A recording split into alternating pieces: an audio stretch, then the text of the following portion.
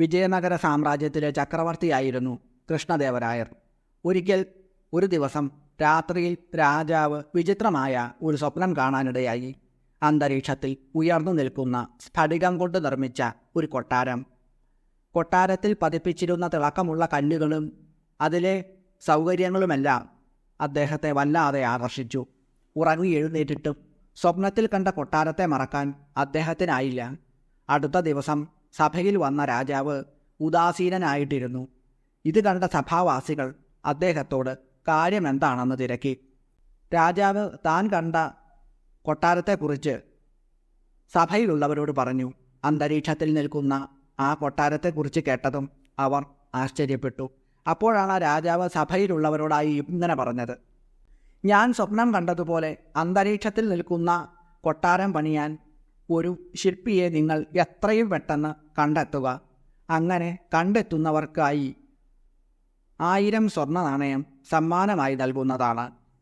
രാജാവിൻ്റെ ആജ്ഞ കേട്ടതും സഭാവാസികളെല്ലാവരും ഞെട്ടി. അന്തരീക്ഷത്തിൽ നിൽക്കുന്ന കൊട്ടാരം അതെങ്ങനെ പണിയും? അങ്ങനെ ഒരാളെ നമ്മൾ എവിടെ പോയി കണ്ടെത്തും? അവർ പരസ്പരം ചോദിച്ചു. എന്നാൽ രാജാവിനോട് പറയാനുള്ള ധൈര്യവുമില്ല. അവർ എന്തു ചെയ്യണമെന്നറിയാതെ കുഴങ്ങി. നമുക്ക് തെനാലിരാമനെ പോയി കണ്ടാലോ? അദ്ദേഹം ഇതിൽ സഹായിച്ചേക്കും, ഒരാൾ പറഞ്ഞു. അങ്ങനെ സഭാവാസികൾ എല്ലാവരും കൂടി രാമനെ കണ്ടു. നടന്ന കാര്യമെല്ലാം പറഞ്ഞു. എന്നിട്ട് അദ്ദേഹത്തിനോട് പറഞ്ഞു: തെനാലിരാമ, നിങ്ങൾക്ക് മാത്രമേ ഞങ്ങളെ ഇതിൽ നിന്നും രക്ഷപ്പെടുത്തുവാൻ കഴിയുകയുള്ളൂ. ദയവായി സഹായിക്കൂ.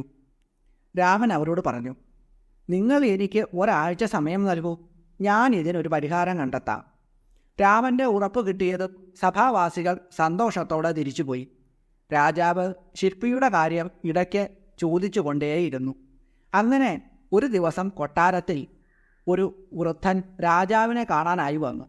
കയ്യിൽ ഊന്നുവടിയും തലയിൽ തലപ്പാവും ധരിച്ചു വന്ന വൃദ്ധൻ്റെ താടി മുഴുവൻ നരച്ചതായിരുന്നു.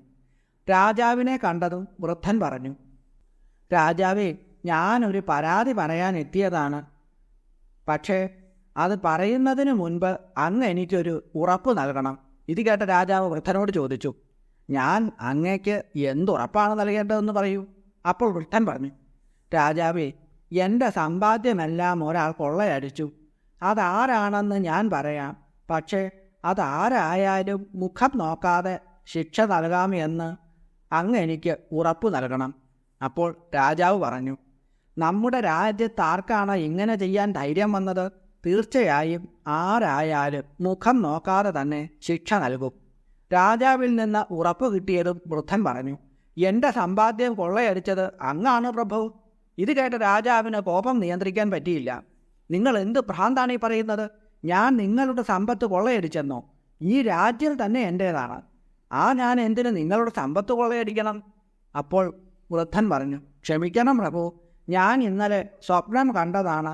അങ്ങ് കുറച്ച് സൈനികരുമായി വന്നിട്ട് എൻ്റെ വീട് കൊള്ളയടിച്ചു. അതുകൊണ്ട് ഞാൻ അങ്ങയുടെ അടുത്ത് നീതിക്കായി വന്നു. ഇത് കേട്ട രാജാവിന് ചിരിയടക്കാനായില്ല. അദ്ദേഹം വൃദ്ധനോട് ചോദിച്ചു: അങ്ങ് സ്വപ്നം കണ്ടതല്ലേ? സ്വപ്നവും യാഥാർത്ഥ്യവുമായി എന്താണ് ബന്ധം? പിന്നെ എങ്ങനെയാണ് ഞാൻ എനിക്ക് തന്നെ ശിക്ഷ നൽകുക? അപ്പോൾ വൃദ്ധൻ പറഞ്ഞു: അതെങ്ങനെയാണ് പ്രഭു? അങ്ങയ്ക്ക് സ്വപ്നത്തിൽ കണ്ട അന്തരീക്ഷത്തിൽ നിൽക്കുന്ന കൊട്ടാരം പണിയാമെങ്കിൽ എൻ്റെ സ്വപ്നത്തിൽ കണ്ട കള്ളന് ശിക്ഷയും നൽകിക്കൂടെ? അത് കേട്ടപ്പോൾ രാജാവും സഭയിലുള്ളവരും അമ്പരന്നു. അപ്പോൾ വൃദ്ധൻ തൻ്റെ തലപ്പാവും നരച്ച താടിയുമെല്ലാം കളഞ്ഞു. അയാളെ തിരിച്ചറിഞ്ഞ രാജാവും സഭാവാസികളും അമ്പരന്നു. തെനാലിരാമൻ. അപ്പോൾ തെനാലിരാമൻ രാജാവിനോട് പറഞ്ഞു: അല്ലയോ പ്രഭു, സഭാവാസികളുടെ സമസ്യയ്ക്ക് പരിഹാരം കാണാനാണ് ഞാൻ ഇങ്ങനെയൊരു വേഷം കെട്ടിയത്. ഒരു വൃദ്ധനായി വന്ന് അങ്ങയെ കബളിപ്പിച്ചതിന് അങ്ങ് എന്നോട് ദയവായി ക്ഷമിച്ചാലും. രാജാവ് ഇത് കേട്ട് പറഞ്ഞു: അങ്ങ് എന്നോട് ക്ഷമ ചോദിക്കേണ്ട ആവശ്യമൊന്നുമില്ല രാമ. തെറ്റെൻ്റേതാണ്. ഞാൻ സ്വപ്നത്തിൽ കണ്ടതുപോലെ ഒരു കൊട്ടാരം നിർമ്മിക്കാൻ ആഗ്രഹിച്ചു. അതൊരിക്കലും സാധ്യമാകാത്തതാണ് എന്ന കാര്യം ഓർത്തില്ല. ആ സത്യം നീ എന്നെ ബോധ്യപ്പെടുത്തി തന്നു. വളരെ നന്ദി. അങ്ങനെ രാജാവ് തൻ്റെ സ്വപ്നത്തിൽ കണ്ട കൊട്ടാരം നിർമ്മിക്കുന്നതിനുള്ള ആഗ്രഹം അവിടെ ഉപേക്ഷിച്ചു. അതോടെ സഭാവാസികളെല്ലാം സന്തുഷ്ടരുമായി. അവർ തെനാലി രാമനോടുള്ള തങ്ങളുടെ നന്ദിയും അറിയിച്ചു. പ്രണവപ്രകാശത്തിൻ്റെ പുതിയ ഒരു അധ്യായത്തിലേക്ക് എല്ലാവർക്കും സ്വാഗതം. പരബ്രഹ്മസ്വരൂപിണിയായ ലളിതാ പരമേശ്വരി ദേവി അനാദിയാണ്. പ്രപഞ്ചത്തിന് മുഴുവൻ കാരണവും അമ്മ തന്നെയാണ്. എല്ലാത്തിനും കാരണമാണ് അമ്മ. ആ അമ്മയ്ക്ക് കാരണമായിട്ടെന്തെങ്കിലും ഉണ്ടോ? ഒന്നും തന്നെയില്ല. സമസ്ത ബ്രഹ്മാണ്ഡങ്ങൾക്കും കാരണഭൂതയായിട്ടുള്ള അമ്മ ലോകമാതാവാണ്.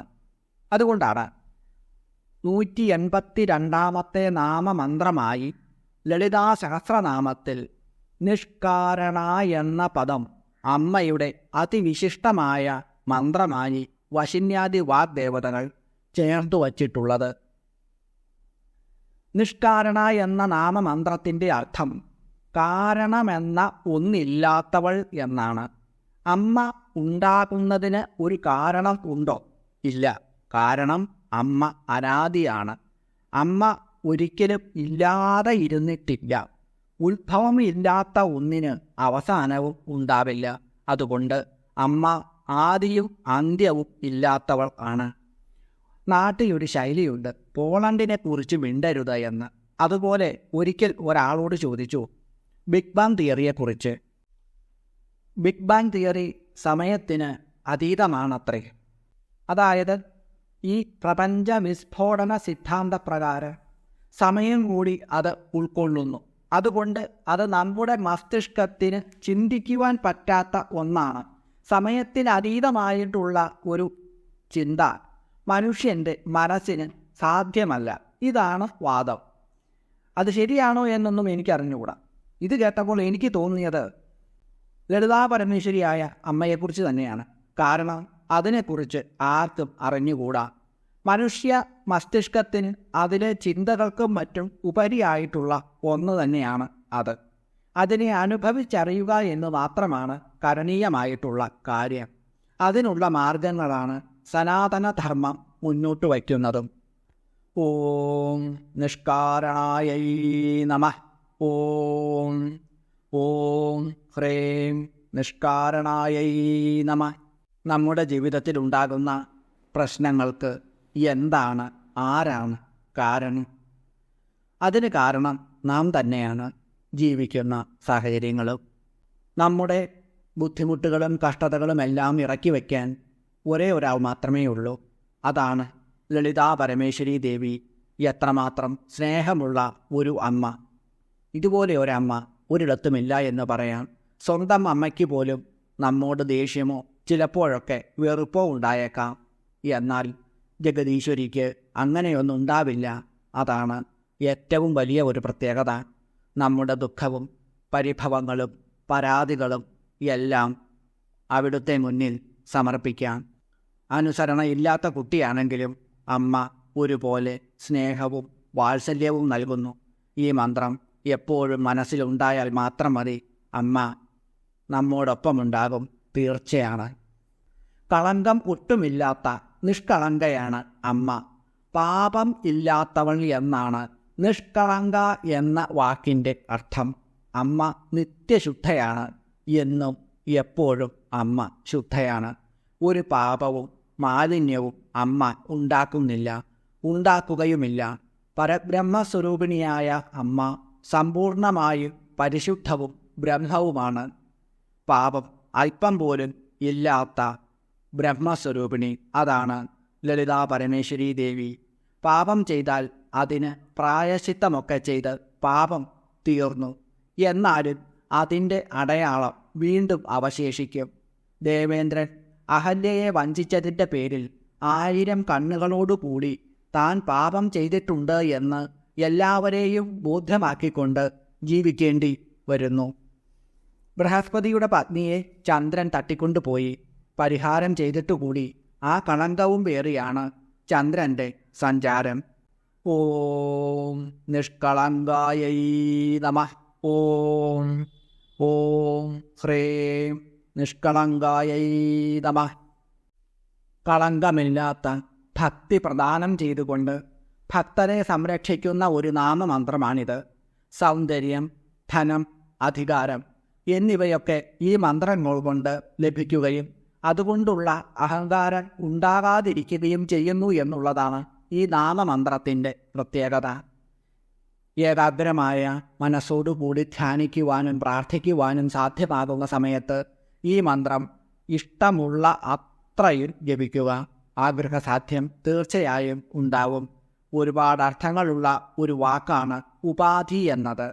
ഒന്നിന് പകരം വയ്ക്കാവുന്ന മറ്റൊന്ന് എന്നാണ് ഈ വാക്കിൻ്റെ അർത്ഥം. ഒരു വസ്തുവിൻ്റെ പ്രത്യേകതകളെ കുറിക്കുന്നതിനും ഈ വാക്ക് ഉപയോഗിക്കുന്നു. ഉപാധികൾ ഇല്ലാത്തവൾ എന്ന് അർത്ഥം വരുന്ന നിരുപാധി എന്ന നാമമന്ത്രമാണ് 154 വശിന്യാദി വാഗ്ദേവതകൾ ലളിതാ സഹസ്രനാമത്തിൽ നൽകിയിരിക്കുന്നത്. അമ്മയുടെ പ്രത്യേകമായ സ്വഭാവ ഗുണങ്ങൾ എന്തൊക്കെയാണ് എന്ന് അറിയുന്നതിന് വളരെ വിഷമമാണ്. പ്രത്യേകതകൾ ഇല്ലാത്തവൾ എന്നും വിശേഷണ പദങ്ങൾ കൊണ്ട് സൂചിപ്പിക്കുവാൻ സാധ്യമാകാത്തവൾ എന്നും ഈ നാമമന്ത്രത്തിന് അർത്ഥമുണ്ട്. സ്വഭാവം, കാലം, പ്രകാരം, പ്രയോഗം, ലിംഗം, പുരുഷൻ, വചനം എന്നീ 8 എണ്ണമാണ് ഉപാധികൾ എന്ന് പറയാറുള്ളത്. ഈ 8 കാര്യങ്ങൾക്കും വഴങ്ങാത്തവളാണ്, അഥവാ ഈ 8 കാര്യങ്ങൾ കൊണ്ടും അളക്കുവാൻ കഴിയാത്തവൾ എന്നാണ് ഈ നാമമന്ത്രത്തിൻ്റെ അർത്ഥം. പദങ്ങൾ വാക്യങ്ങളിൽ ചേർത്തു വയ്ക്കുന്ന രീതിയെയും ആ പദങ്ങൾ സൂചിപ്പിക്കുന്ന ആശയത്തെയും ആധാരമാക്കിയാണല്ലോ ഉപാധികൾ കൽപ്പിക്കാറുള്ളത്. മനുഷ്യന് അറിവുള്ള വാക്കുകളിൽ ഓരോന്നും പ്രപഞ്ചത്തെക്കുറിച്ച് അവനുള്ള ബോധത്തിൻ്റെ ഏതെങ്കിലുമൊക്കെ അംശം അതിൽ ഉണ്ടാകും. എന്നാൽ ഇത്തരത്തിലുള്ള പദങ്ങൾക്കൊന്നും തന്നെ അമ്മയെ ഉൾക്കൊള്ളുവാൻ സാധ്യമല്ല. ആദി എന്ന് പദം പിരിക്കുമ്പോൾ ആദിയോട് അടുത്തു നിൽക്കുന്നത് എന്നാണ് അർത്ഥം വരിക. ശുദ്ധമായ സ്ഫടികം കൊണ്ടുണ്ടാക്കിയിട്ടുള്ള വിഗ്രഹത്തിൽ നീല നിറത്തിലുള്ള പുഷ്പങ്ങൾ കൊണ്ട് അർച്ചന നടത്തിയാൽ വിഗ്രഹം നീല നിറത്തിൽ കാണാൻ സാധ്യമാകും. ചുവന്ന താമരപ്പൂവാണ് അർച്ചനയ്ക്ക് ഉപയോഗിക്കുന്നത് എങ്കിൽ ചുവന്ന നിറത്തിലായിരിക്കും വിഗ്രഹം കാണാൻ സാധ്യമാവുക. പുഷ്പങ്ങൾ മാറുന്നതനുസരിച്ച് വിഗ്രഹത്തിൻ്റെ നിറവും മാറിക്കൊണ്ടിരിക്കുന്നു. ഇതുപോലെയാണ് ഉപാധികൾ. മനസ്സിൻ്റെ സമീപം നിന്ന് അവിദ്യ, അത് വേറെ ഇത് വേറെ എന്നൊക്കെയുള്ള ഭേദബുദ്ധി നൽകുന്നു. അവിദ്യ മാറിക്കഴിഞ്ഞാൽ ശരിയായ വിഗ്രഹം, അതായത് അദ്വൈതം അനുഭവപ്പെടുകയും ചെയ്യും. അമ്മയ്ക്ക് ഉപാധികളൊന്നും തന്നെ ബാധകമല്ല. എപ്പോഴും ശുദ്ധസത്വമായിട്ടാണ് അമ്മ സ്ഥിതി ചെയ്യുന്നത്. ഓം നിരുപാധയേ നമഃ. ഓം ഓം ഹ്രീം നിരുപാധയേ നമഃ. അമ്മയോട് ഭക്തിയാണോ വേണ്ടത്? അല്ല, അമ്മയോട് ആത്മാർത്ഥമായ സ്നേഹമാണ് വേണ്ടത്. ബാഹ്യമായ ഭക്തിയും പ്രകടനവും ഒന്നും തന്നെ നമ്മെ ഒന്നിലും എത്തിക്കില്ല, ഒരിടത്തും എത്തിക്കില്ല. ഉപാധിരഹിതമായ അമ്മയോടുള്ള സ്നേഹമാണ്, വിശ്വാസമാണ് വേണ്ടത്. അതുണ്ടാകുമ്പോൾ മാത്രമേ അമ്മയുടെ സ്നേഹവും അനുഗ്രഹവും നമുക്ക് ഉണ്ടാവുകയുള്ളൂ. ഈ നാമമന്ത്രം ജപിക്കുമ്പോൾ നിഷ്കളങ്കമായ മനസ്സോടുകൂടി അമ്മയുടെ മടിത്തട്ടിലുള്ള ഒരു കൊച്ചു കുഞ്ഞിൻ്റെ ഭാവത്തോടുകൂടി അവിടുത്തെ തൃപ്പാദ പത്മങ്ങളെ പ്രാപിക്കുക. അതിൽ നിന്നും ലഭിക്കുന്ന അവാച്യമായ ആനന്ദവും അനുഗ്രഹവും ഒന്ന് വേറെ തന്നെയാണ്. അതിനപ്പുറമായി നമുക്കൊന്നും വേണ്ടതായിട്ടില്ല. കേവലം വെറുമൊരു ആഗ്രഹസാധ്യം മാത്രമല്ല, അമ്മയെ തന്നെയാവും നമുക്ക് ലഭിക്കുക. അതായത് അമ്മയിലൂടെ ഈ സമസ്ത പ്രപഞ്ചത്തെയും നമുക്ക് ലഭിക്കുന്നു. അതിൽ പരം ഒരാനന്ദം എന്താണ് ഉണ്ടാകാനുള്ളത്, കിട്ടാനുള്ളത്? അവിടുത്തെ തൃപ്പാദപത്മങ്ങളിൽ സാഷ്ടാംഗ പ്രണാമങ്ങളോടുകൂടി എല്ലാവരെയും അമ്മ സമൃദ്ധമായി അനുഗ്രഹിക്കണമേ എന്ന പ്രാർത്ഥനയോടുകൂടി നിർത്തുന്നു. നന്ദി, നമസ്കാരം.